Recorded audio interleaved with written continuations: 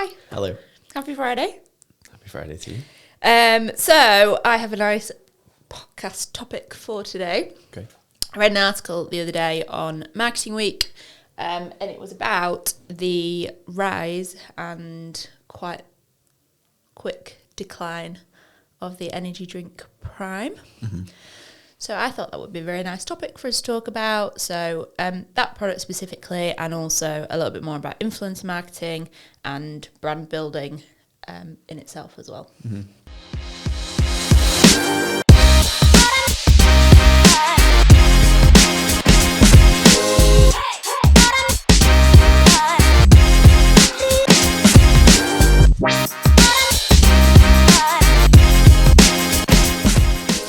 So, Prime itself, I'm not sure I'm vastly aware of that much around the actual product, but I think it's a great example of an influencer-led product that had loads and loads of initial hype that came off the back of it being very influential people that a lot of definitely younger generations really look up to and listen to, and then now it's gone and pretty much dropped completely. So there was, in that initial phase, people were reselling it on eBay for hundreds, thousands, just for a single bottle. And now I think in this article they were saying they was ending up in bargain bins for 30p or something like that. So a real vast change from what was only a year ago, maybe a little bit more. Mm-hmm. It wasn't long ago at all though, to literally being pretty much sidelined now, which it's kind of become. It's not got any hype around it. It's not got the demand really for it. So, what do you think prompted the initial rise? The initial rise is based on KSI and Logan Paul's audience, but I think a lot of people discredited Prime because it was fast uptake and then its decline. Yep. But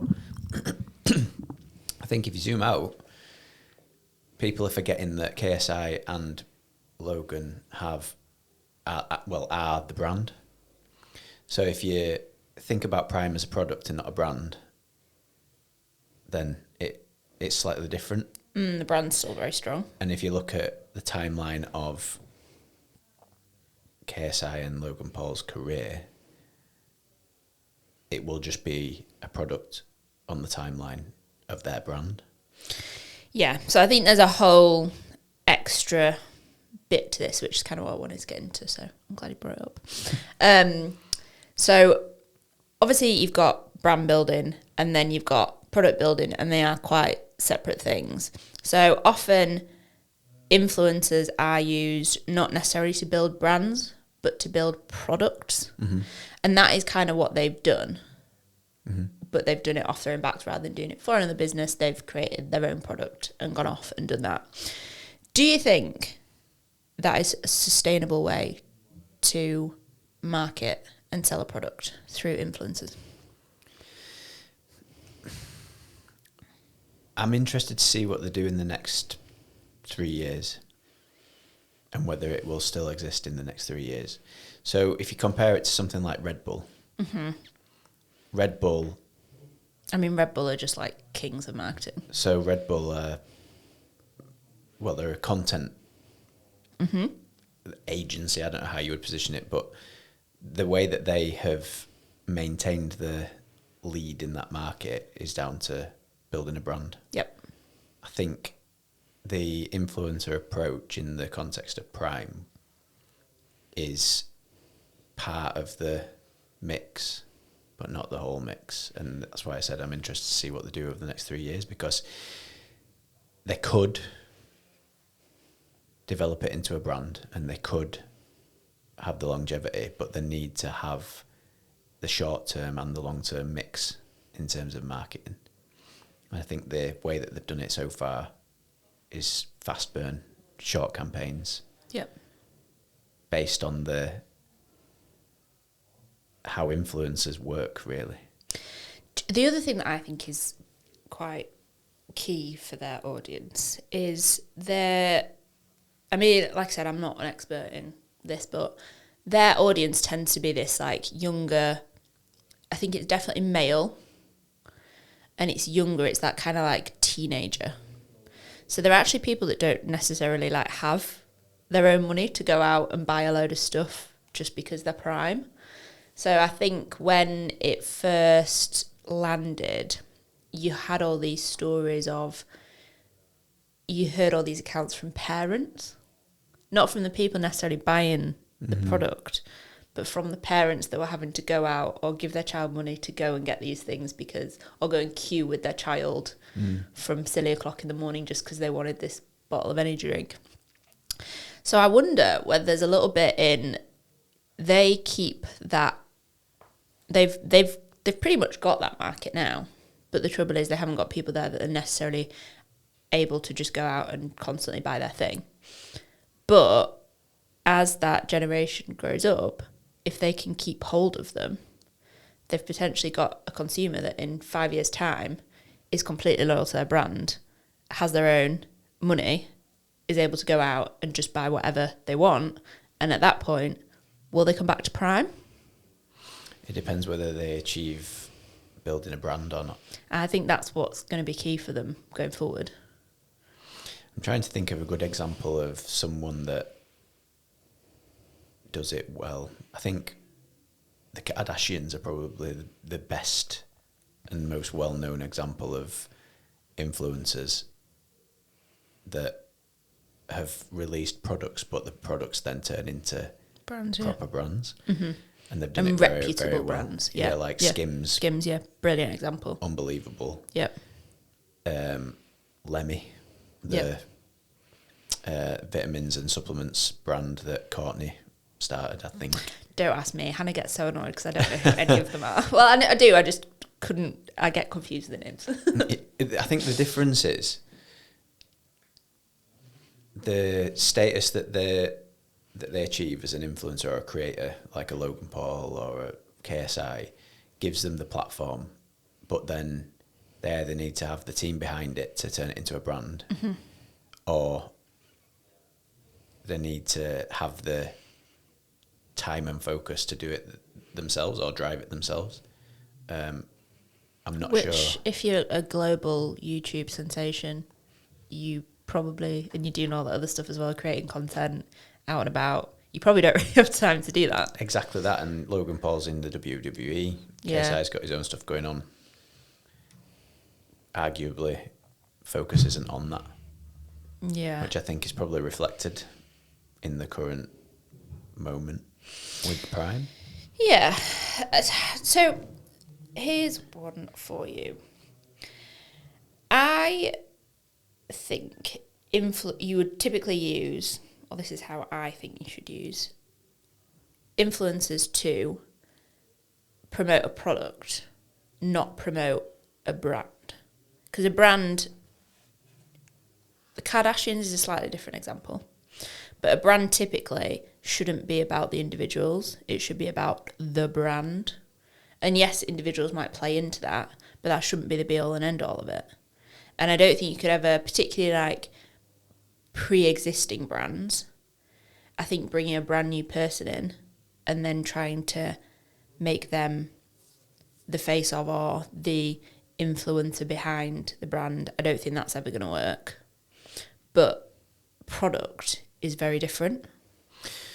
Yeah, I think there's a couple of different elements to it. One, like if you look at pre-creators, influencers, pre the era of their dominance, like a Nike, for example, that was already in play with things like Tiger Woods. Yeah, definitely. He was the face. Jordan, great first example of it. Yeah, yeah.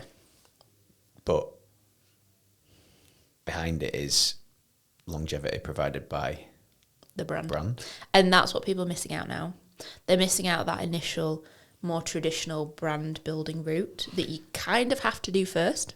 Well, another element I think is missing with Prime is community. You look at all the brands, all the products that are launched or endorsed by influencers that do well have community. But then they do have that through their socials and through their YouTube and everything else, that they do have that. they do, but Yeah. their brands do. But it's not. But the Prime as a product Yeah. doesn't have its own community. Yeah. Yeah, it's just got a bit... I mean, Prime in itself also isn't an original product. And I think that's often the case with a lot of influencer products that flop tend to be the ones where so an energy drink is not an original product. Some of the stuff they did was maybe slightly different, but there is nothing out there that goes, that is wildly different to anything we've seen before or anything that's readily available on the market. So, and that's quite common with other influence things that you see where maybe somebody launches like a makeup brand or something like that. Again, Kardashians are not there outside of this because they're still sold them really well, but they might have like a product that they sell off for typically, quite a lot of money because they think they can because of their name, and there's initial hype, everybody's talking about it, and then it flops because they don't have, they're not original products. It's not like they're doing anything brand new and then people go back to, well, actually, this isn't any better than the one I had before, or this drink isn't superior to anything else that's already there. I'm just going to go back to what I had. It comes down to when I use Coke as an example because it's in that space. When they launched Coke Zero, it took them a long time to build the awareness of that product so that it was present in the consideration phase for people. I think what's lacking with something like Prime is the launch and the influx of it being everywhere puts it front of mind for people. So when they have two types of people where they will have like the people that are like loyal followers of Logan and KSI that will just want it. Yep. And then if you take it into a store, for example, and you have a shelf full of Red Bull, Coke, all the other ones, and Prime's there, when someone that isn't a loyalist is in that consideration phase, they're probably not going to go for Prime. No, definitely not. Whereas that's the differentiator. It's like you need to be present where people are, but also consistently and for a long time, so that when people are considering spending their money, you edge over because you've taken the time to develop that relationship with them, whether they know it or not, so that when they become in market and they've got the thought in mind for looking for a product in that area, they pick you. Yep. It's a long-term approach, but there's value in the short-term, fast-burn influencer way of doing it, but it can't be the only way, and I think that's what's evident with Prime. So that's obviously a very long timeline that you would do that over, and a lot of those, like Coke is still already an established brand. Yes, it took them a long time to do Coke Zero, but they've still got, their name is still out there. That was more launching like a product within their space already. What about if you are somebody like an influencer and you're launching a product and you get your initial hype? How do you keep it going?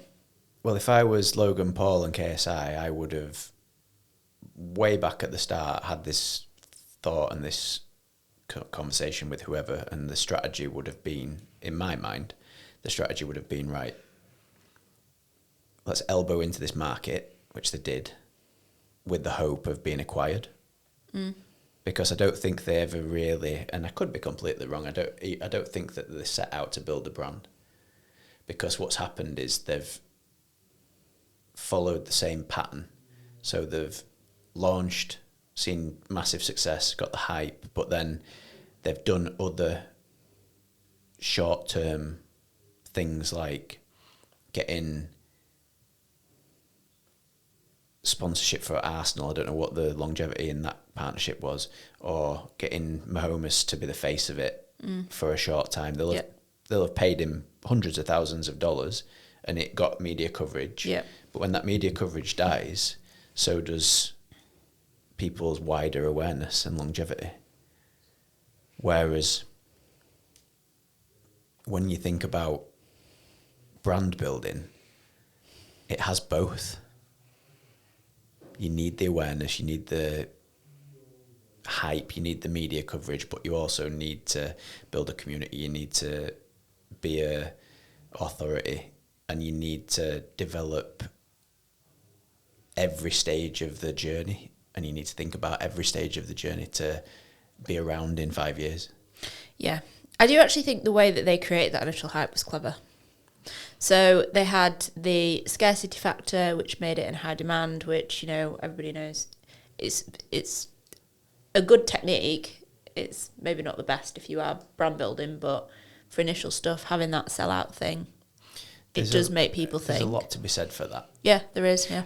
I tell you one brand I've got a lot of respect for, that have done the scarcity thing very well, but also built a brand and a community and almost like a way of life is how I would describe it. Represent. Have you seen Represent? I want to say yes. Apparel brand. Yeah. Very clever. I don't really know much about them. So they do like luxury streetwear. It's like skatewear, yeah. But it's quite unique in the way it fits, but also the way it looks. And they do really good drops, and they've always done it that way. So they've created great products. They've created it at scarcity, and they make you feel special for it. I don't own any of the stuff, by the way. I'm just an admirer of the brand. I'm not cool enough to wear Represent. And they've carried it through, and then they've scaled it. It's very clever and done very, very well. I just don't know them. I mean, I recognise the name. I knew what it was, but I don't see much of them. I would say, like, I don't think they've done much until recently in the influencer creator space, but that's a good modern example of, I think, creating a brand with a young business. What do you think then? So for a business like that, they're maybe just going a little bit into influencer marketing and tapping into those creators and stuff. What do you think are the main risks if you're a brand and you're wanting to move into more of the influencer marketing or more of the engagement that way? The risks, I think the risks come with a lack of understanding. Okay. And a mismatch in expectation. What do you mean by that? So I think when people think, oh, let's do a creator campaign or an influencer campaign, they think the yield of that is going to be exponential compared to the reality, which I think comes down to education, but also that can't be it. Yes, it's a good strategy, and yes, it's important, and yes, it's one of many places you need to put your brand to create the presence to be there when people's mental availability for your product is there.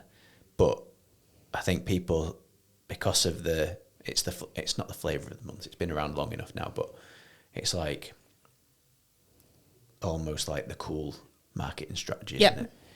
And I think what comes with that is it being put on a pedestal to the point of people thinking it's the be-all and end-all. I think they also think it's a quick win. I think they look at it and go, quick win. Like when people look at paid and think it's a quick win. Yeah. It's that thing of, well, if they talk about us, we'll probably sell thousands and thousands of this. But that's not always the case, because regardless of, you can't just do one post and think everybody's going to buy from you. That's where switching your mindset from short-term acquisition to brand building is the key, though, because you're going to get a partnership with a creator or many creators. They're going to talk about your brand. That's the value. Whereas, because everything needs to be immediate, it's like the acquisition expectation in terms of people buying your products off the back of that is way too high. Yep. Do you want to do this or that? Yeah. I haven't got any, so I'm going to make these up on the spot. All right. Because I just realised, I was like, oh, God, I haven't planned one. Influencers or content creators? I think they're much of the same. I think they're quite different. I think brands use them differently. So an influencer for me would be somebody that is paid to talk about your product, create content around it, and effectively sell it to their audience. I think content creators are typically creating content often for the brand, not just for themselves. And it's less selly. It's much more about creating additional things that go around that product. So like seeing it actually in use, or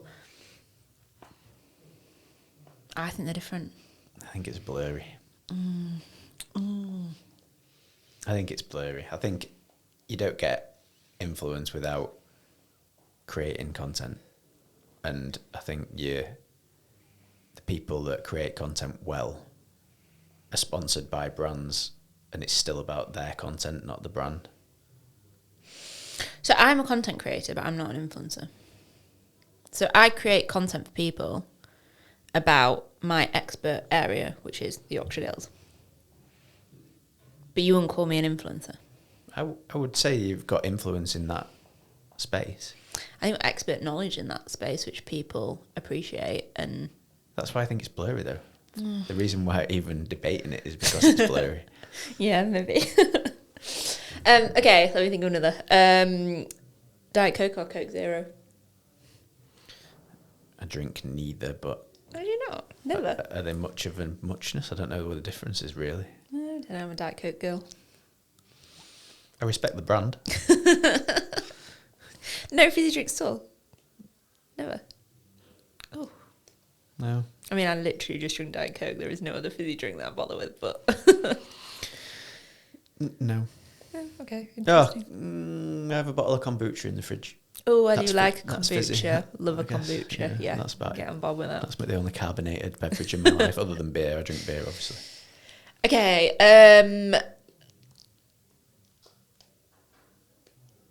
Have you got any? For you? Yeah. This is going to be some fun editing, isn't it? Tea or coffee? Tea. I don't drink coffee anymore. I like a coffee, but tea. You're coffee, aren't you? Well, I like a cup of tea. I don't think I've ever seen you. Do you have a cup of tea in the office? No, not I was really. gonna say, I don't think I've ever seen you drink a cup of tea. I'm 95% coffee, but... Yeah. Like the Dan Wall Enigma where he has like a cup of tea in the office like once a year. Yeah, that's just weird, though. Yeah, I know.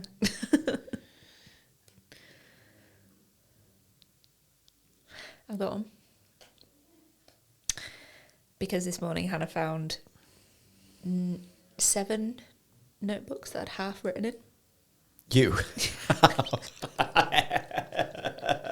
We're clearing out the drawers. I love that. She's literally found 7. I think it might be more than that actually, because she found another one after that where I'd literally written like a couple of pages, or like diaries where I'd written like 2 weeks worth, and then just stopped using it and got a new one. So, pen and paper or digital notes? Digital. I transitioned to digital notes quite a long time ago because it was much better in my mind in terms of organising it.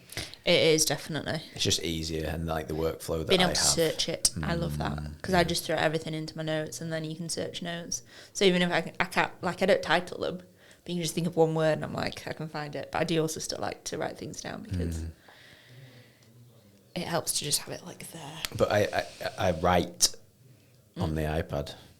See, I would like that. So I can do written notes or typed, which I like being able, and I can copy and paste typed stuff into a written note, and like, I don't know. And it still feels like a separate thing to your computer, which I think is like what I like sometimes. I do like the digital note taking thing. I'm that. waiting for some like properly reliable voice to text which it's nearly there, Yeah. but it's not quite there yet. I do use that quite a lot, to be fair. When I just need to, like,